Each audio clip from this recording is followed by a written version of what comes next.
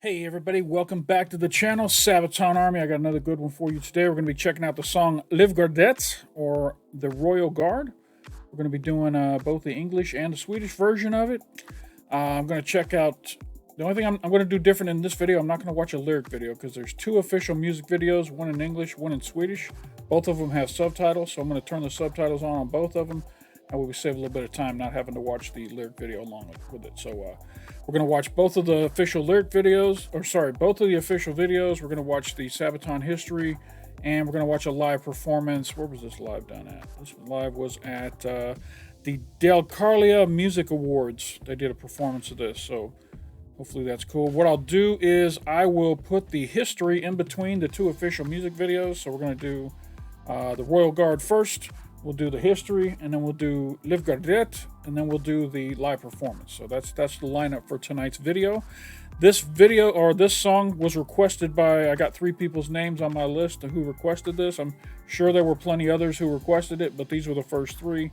I got Andre de Oth, who's always requesting lots of good Sabaton songs, Glassen75, and Nafuri. So thank you all for requesting this. I've really been having a good time with these Sabaton reactions.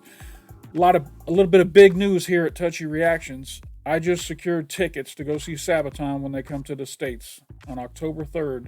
I'm going to be in Nashville, Tennessee with great seats. I mean, from here to the damn fireplace behind me, I'm sitting not quite front row, but I'm about 5 or 6 rows back, a little bit elevated. Great seats. I even got the VIP package, so I might even have a chance to meet some of the band before the concert. So small venue, very small, nothing like what I've been seeing on all these lives that I've been watching at these massive festivals that they've been at. But sometimes small venues make for better performances. They're definitely not going to be able to do pyro in there. It's a historic building. Used to be the Grand Ole Opry. Now it's for these type of shows. So really excited. October 3rd, my wife and I will be in Nashville watching Sabaton. So if you're going and you see us, tap us on the shoulder and say hi. So that is great. We're looking forward to it. Not a lot of promo on the front of this thing. You guys know the deal. Like, comment, subscribe, join the Patreon. Let's go ahead and jump into this first music video for the Royal Guard. This is the official music video by Sabaton. Here we go.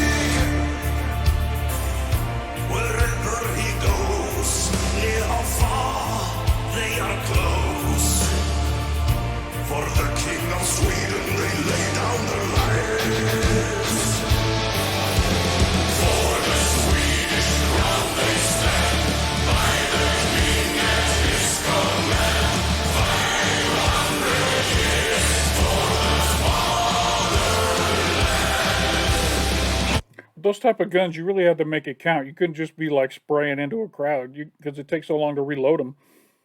That's funny.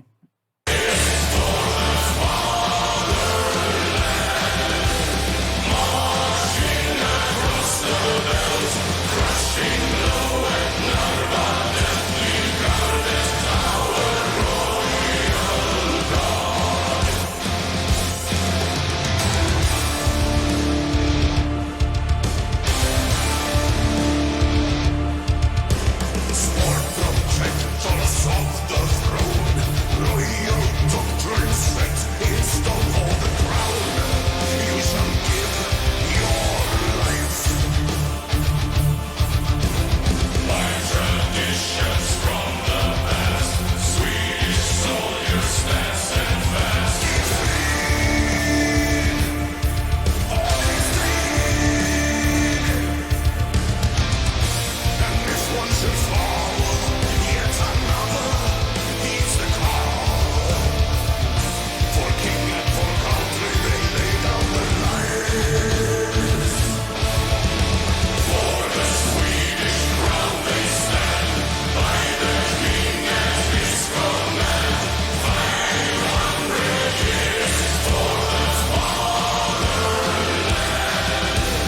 might be one of the better Sabaton videos I've ever seen, and the song is great. I like the song a lot.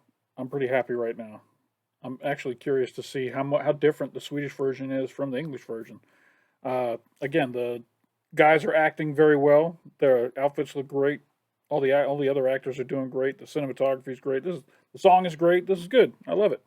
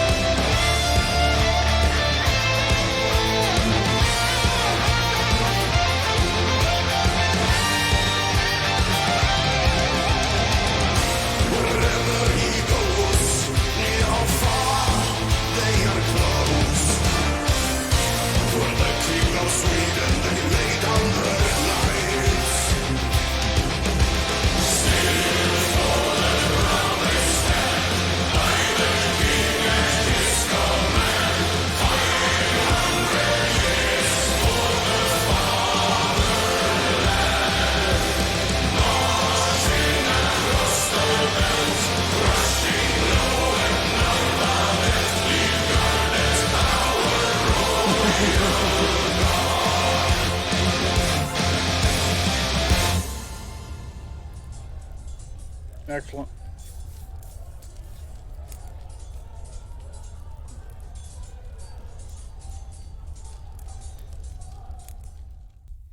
Yeah, I don't think we needed an official lyric video. That was pretty straightforward and very well written. I like it a lot. All right, let's go ahead and jump into the Sabaton history. This is going to be Power from Sabaton and Indy Nidell. And this is Sabaton history number 102.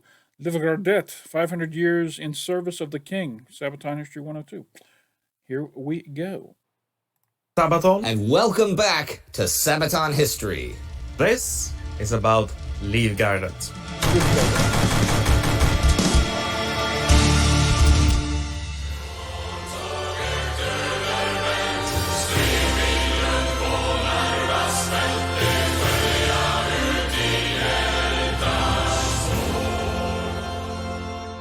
There was a tradition in the Swedish military that the chaplain would end prayer with the words Gud bevara konungen and fäderneslandet.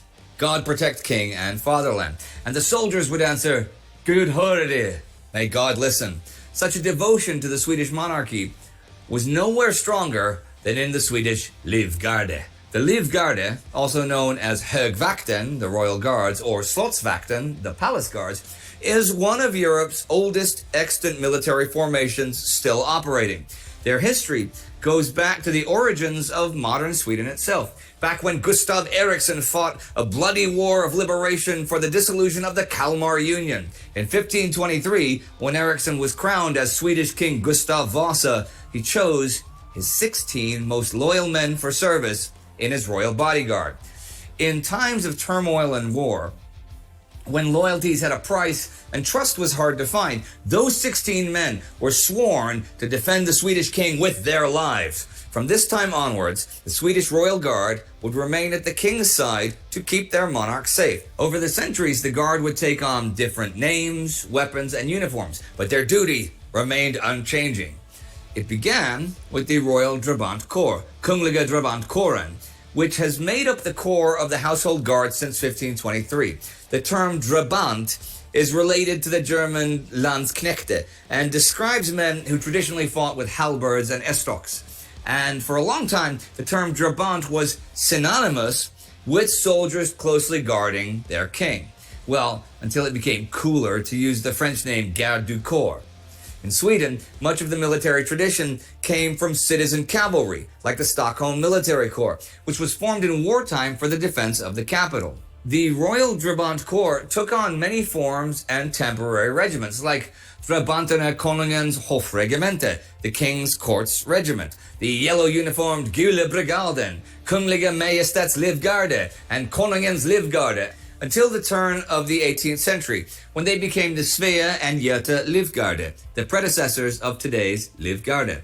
They were disbanded for a time in 1821 until King Oscar I reinstated the Drabans as a ceremonial guard unit for his coronation in 1844. To this day, they wear historic uniforms, like the breastplates and the knee-high boots. They even wear the original jackets made out of moose hide from Carolean times.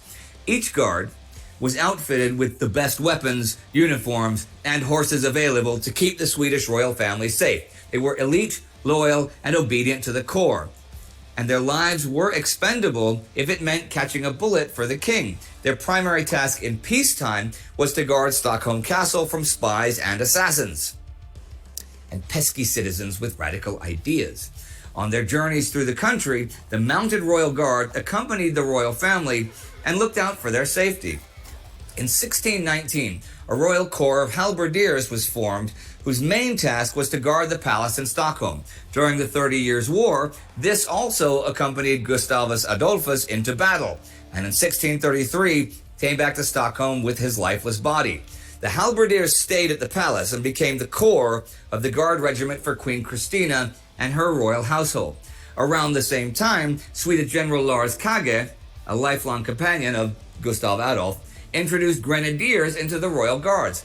Men chosen for the grenadiers were already large and imposing soldiers, whose task it was to hurl heavy grenades into the enemy ranks. To further signify their status as an elite unit, they wore large mitres or bearskin caps. From 1868, the Swedish Royal Grenadiers have carried the King's own Life Company banner.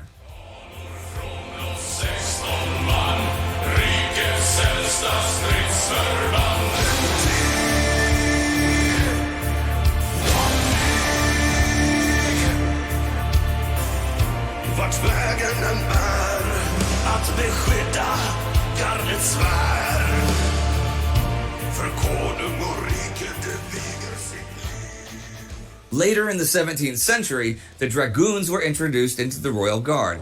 Although the dragoons were mounted troops, they were generally classified as infantry on horseback, mounted infantry.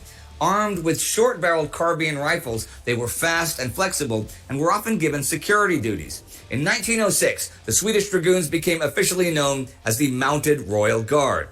While Sweden, for most of its history, recruited its army through a general allotment system, the soldiers of the Livgardet were recruited directly into service. Training for the guards was very... That's actually a great photograph right there. Not this one. Very tough, with naturally recruited directly into... This one. Yeah, for its time, that's a very cool photograph. You don't normally see depth photos like that in that time period. Even the scenery in the background is cool. To service. Training for the guards was very tough, with naturally a high focus on discipline, as the soldiers would represent the Swedish monarchy to the public. And it was a very desirable place to be. Not only did it pay well, but serving in the Royal Guard opened further doors for a soldier's career through the connections they made. The prestige and status that came with a place in the Guard was comparable to similar royal household units in the rest of Europe at the time. Although the majority of the recruits came from the Swedish mainland, the Royal Guard was also open to recruits from the Finnish and German provinces, as well as suitable candidates from foreign countries. Officers who had honorably ended their service would usually go on to command regular provincial regiments. During wartime, the Royal Guard was sent to the battlefield. From the Swedish War of Liberation in the 1520s to the rise of the Swedish Empire in the 30 Years' War, up until its inglorious end in the Russo-Swedish War at the end of the 18th century. Whenever the Swedish king went into combat, the Royal Guard was with him.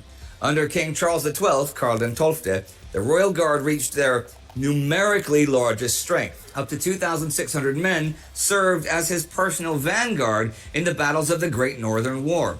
Traditionally, the Royal Guard served on the far right of the battle line. This was historically the most honorary and also the most dangerous position on the field, and it was common for the regiment to take heavy casualties. And more than once, it was completely wiped out, like at the defeat at Poltava. But time and time again, it was rebuilt and reestablished. With the end of the Swedish Empire, the Royal Guard returned to primarily guard duty once more. The palace in the second half of the 18th century was a home of treachery and harbored a good amount of corrupt officials, conspirators, and would-be assassins. Like the old Praetorian Guard of Rome, the Swedish Royal Guard became often directly involved in such intrigues. During the coup d'etat in 1772, the Royal Guard sided with Gustav III and overthrew the government in favor of the monarchy. But when Gustav IV began degrading the Royal Guard and even threatened to reduce them to a regular line regiment, well, unsurprisingly, the Royal Guard was not that eager to defend him when another coup led to his downfall. Turns out, insulting one's bodyguard when you're already unpopular was a bad idea. Dumbass.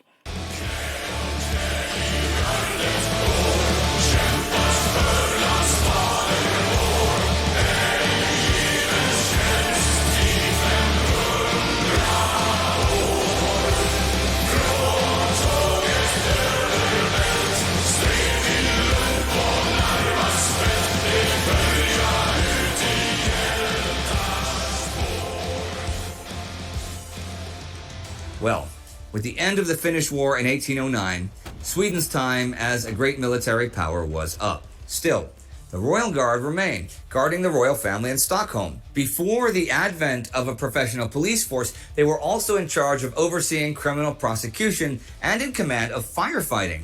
The Mounted Guard remained as the escort of the royal family on their trips, until the spread of automobiles reduced the need for escorts on horseback. For most of its history, the Royal Guard was stationed in the capital itself, but housed individually by the citizens of Stockholm. It was not until 1803 that they moved into barracks, and not until 1888 when the Svea and Göta Life Guards got their own housing built. In 1942, for the first time since their entry into Stockholm, they were moved further north, away from the city.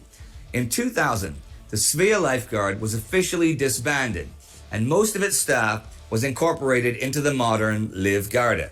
Nowadays, the professional Royal Guard is divided into two detachments, one serving...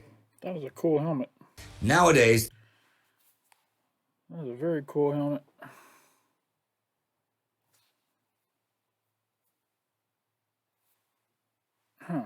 The professional Royal Guard is divided into two detachments, one serving at Stockholm Palace and the other at Drottningholm Palace just outside of town. The regiment consists of light infantry, security, and guard battalions. They stand guard during Sweden's state ceremonies, accompany the Minister of Defense on official visits, or honor the visits of foreign military commanders to Sweden. They are also a huge tourist attraction. It's true. Between April and August, the changing of the guard attracts hundreds of thousands of tourists. The mounted squadrons ride out in traditional light blue full dress uniforms and silver pickelhaube helmets, while the guards on foot wear their dark blue uniforms with black pickelhaube helmets. On their way from the barracks to the center of Stockholm, they are accompanied by the Life Guards Dragoon Music Corps. Today, the ceremonial duties of the Royal Guard are open to all parts of Sweden's armed forces, even the Home Guard and the voluntary units. For example, in 2009, it was Lottorna's turn, the Swedish Women's Voluntary Defense Organization. Usually, each unit takes over the protective and ceremonial duties of the Royal Guard for 5 to 7 days a year. Sweden has enjoyed peace for many, many decades, but the Royal Guards, the Livgardet, remains. Although they are now modernized and mechanized, at the core, they have not changed. From Gustav Vasa in 1523 to today's Swedish King Carl XVI Gustav, the Livgardet is there to safeguard Stockholm and the monarchy. Reminds me a lot of the British Royal Guard and the American Secret Service. I'm sure every country has their own different top-notch security force that takes care of their leaders. Uh, Very cool, though. I really like their uniforms. I'd never heard of them before. I'll have to put that up my the Livgardet at the up there with the others when I talk about that kind of thing. Sverige i tiden, dit konungen går. De gör vad som synes omöjligt, bara framtidens Okay, Per. I have two questions, but I'm going to say them all as one question, okay? All right. Why this? Why now? So, we're coming up to the 500 years anniversary of Sweden. Right. The modern Sweden, yeah. And that kind of requires some celebration. Right. Hey! There you go. Yeah. I am a Swedish citizen now, so it's So my country too. You're invited to the celebration. Yeah. We are no longer invited to the celebration, but we were invited to be part of creating the celebration for this. You were specifically, they said, let's get Sabaton. Yeah, they asked us if we would be able to write a song for one of the oldest military regiments in the entire world, which is the Swedish Livgardet. Okay. Or And the regiment asked you, or someone else asked you to write it? they are part of the Swedish army. Okay. So the request came from the Swedish army. And we normally don't do songs by request, except when we did Bismarck and something like that in the past as well. But we usually don't do songs on request. We come with an idea and we do it no matter what. Right. Yeah, that sounds like you. But in this case, it was so many interesting things. I mean, we wanted to cover it. We wanted to sing about this. It felt like a natural, okay, this is a good subject for a Sabaton song. Yeah, it's a really good fit. And the 500 years anniversary makes for an absolutely legal or good cause to do the song at the moment. So everything was there. So we said yes to the Swedish army, that let's go on and we will write this song. And but after a while they returned to us and said we have to back out. So we were of course disappointed. Yeah. That after we started to prepare for these plans and prepare for writing this song, and then they back out. But we didn't back out. No. Now we are doing it. Originally, we planned to do the song with the support of the Swedish army. Now we do the song anyway. Okay. And it's, as I said, it was a good subject, even without anybody asking us to do it. So that's why we did it. But this song, it's not part of another whole Swedish album or anything. It's not part of a new album. I mean, you could fit it in. The Swedish Livgardet is, it's 500 years of history. Yeah, sure. And we didn't want it to focus on a specific event. We wanted to focus on this military regiment. But even though that cost, you could fit it in to the Carolus Rex album. Yeah, totally. Yeah, sure. And so we mentioned a couple of the battles during the Swedish Empire where, for sure, Livgardet was. Okay, I haven't got to read the lyrics yet, so this is news to me, actually. So. Yeah, and at the moment, we haven't heard how it is, because right now, as we are sitting here, Joachim is in the studio singing this song right now. Right now. He even asked a few minutes ago when he can come here not to disturb us, because obviously I guess he's ready with the song, which sounds awesome. So we might actually get to hear something rough today, even. Maybe we're lucky. Do you know what occurs to me?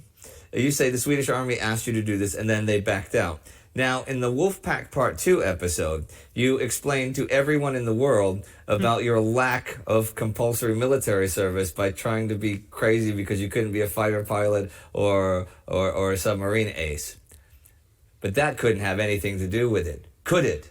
Could it? Could it? But that's very interesting. But when the song is finished, do you expect it to be taken up or by the military, or is this just like what happens?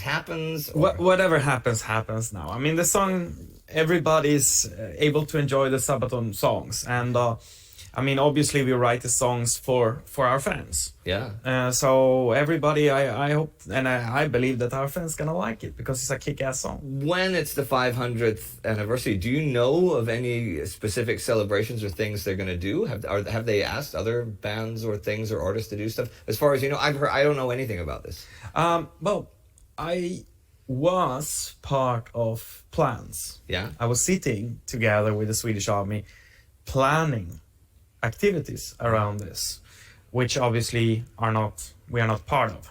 But I will not reveal them. But I was aware of some of their plans, yes. Okay. And I hope they go through with all the plans. I hope they do everything that they've said. I'm just sad we will not be a part of it. It would have been cool, but we'd be fine anyway. We're Sabaton. We're touring the world.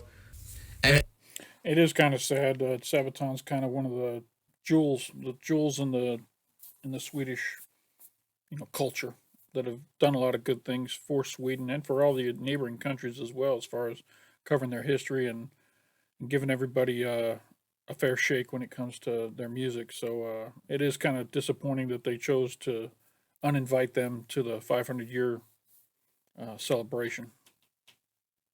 as We are you busy said- anyway. Yeah, but as you said, other than being busy, if they'd never asked you, then they never would have gotten this kick-ass song.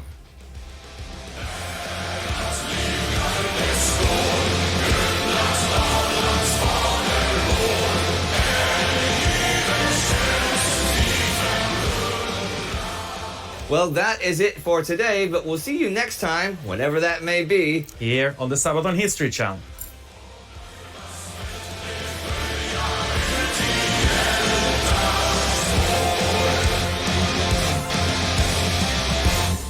Thanks for watching. Thanks for subscribing. Please remember to click that little bell so that you get updates and notifications once we release new episodes.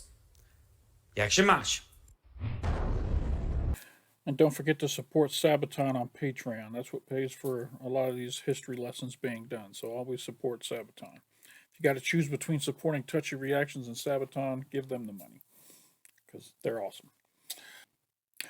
All right, let's go ahead and check out this other music video. This is Livgardet, or Livgard, the Swedish version of the song. I wonder if they're going to do the exact same music video just with the Swedish lyrics or if it's going to be any different. So let's figure that out real quick. Here we go.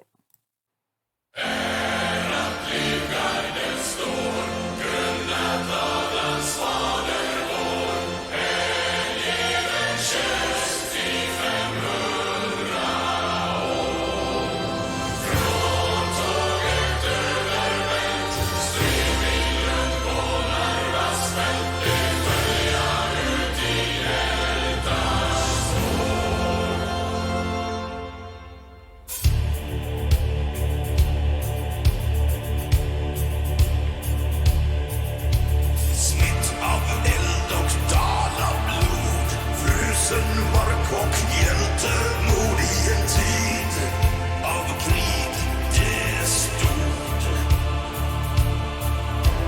Anor från blott 16 man, rikets äldsta stridsförband.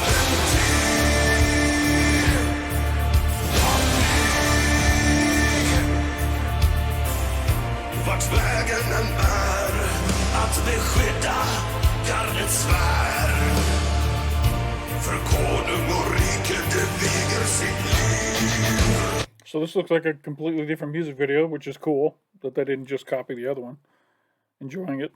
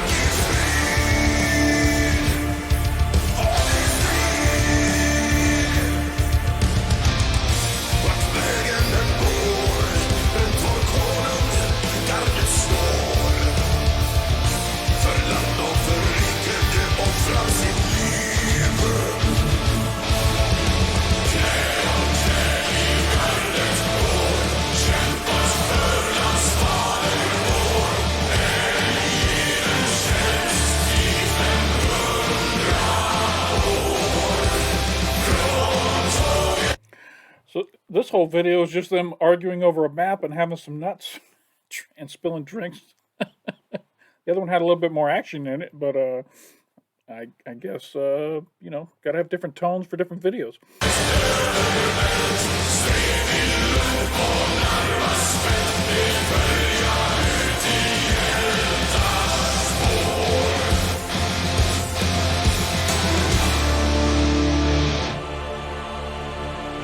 För Sverige är tiden dit konungen går.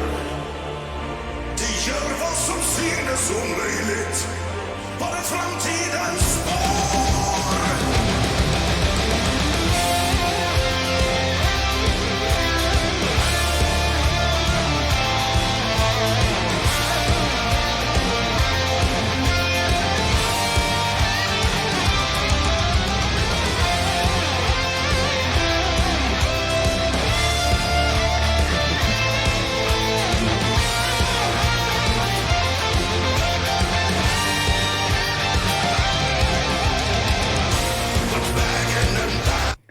So the first video was all about the protecting the king and killing a bunch of folks that were attacking the palace, and now they're having the celebration after the fact, where they're talking about what happened, how those guys got in here, all that kind of stuff. They were a little angry about, you know, maybe somebody didn't do their job right or something, but now they're all reveling in the glories of victorious battle and enjoying some chicken and some candy, I guess, and nuts.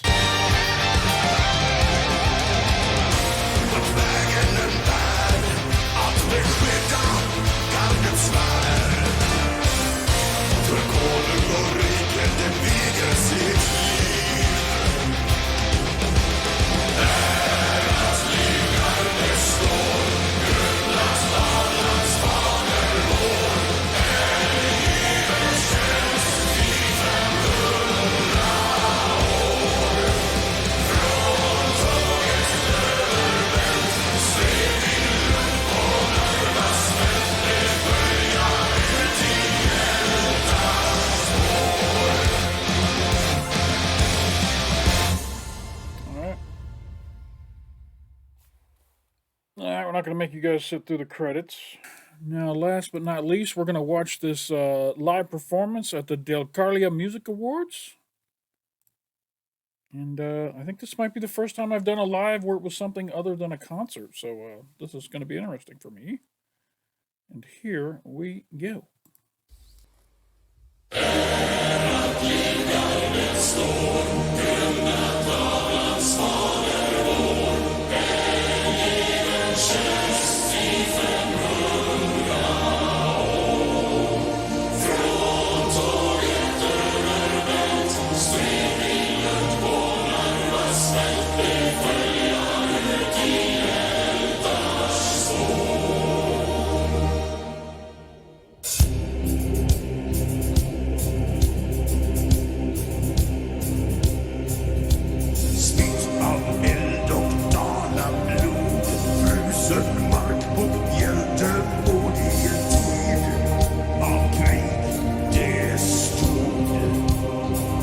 Trying to figure out if these are real people back here or mannequins. They look like mannequins against the walls holding the torches.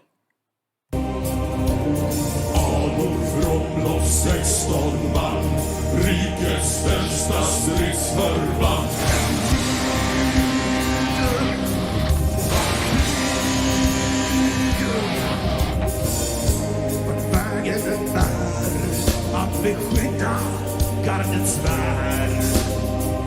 För konung och rike det viger sitt liv.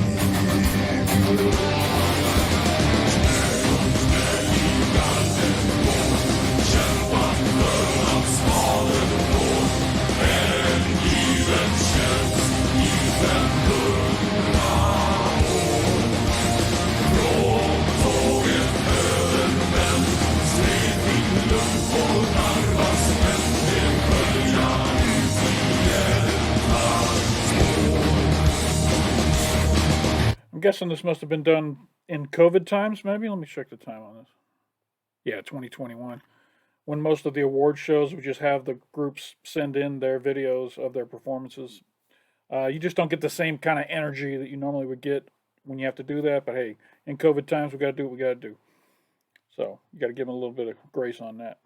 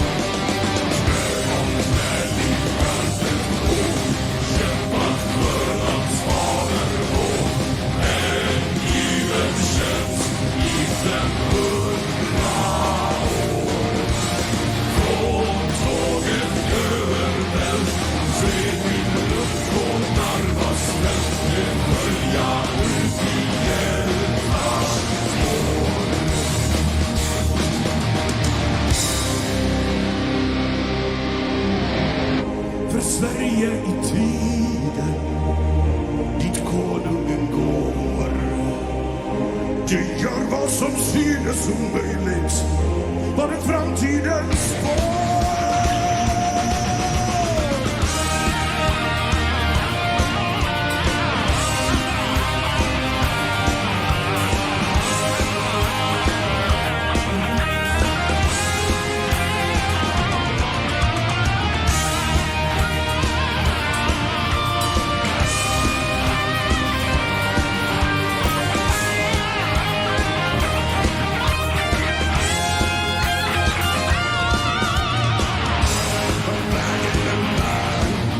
I didn't want to interrupt his solo, but I was appreciating the design on Chris's guitar here.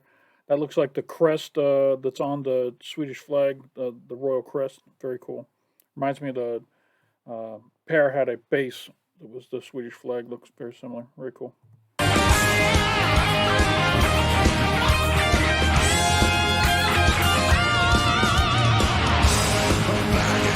Oh, they've all got that. Okay, yeah. I saw Pear and Tommy have it as well.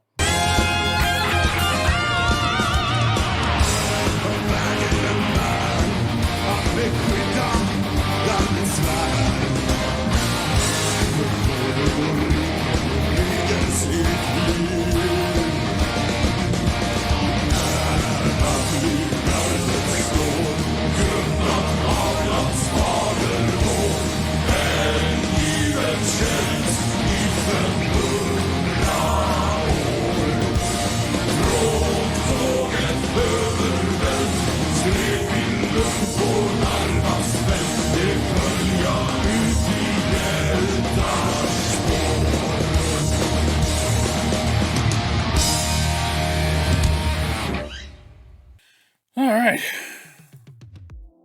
It kind of sounded like a dirge a little bit. The keys that it was in sounded like a dirge. All right, so that is the end of the song The Royal Guard, or Livgardet by Sabaton. I enjoyed it. I'm not sure where I'm going to place it on my list.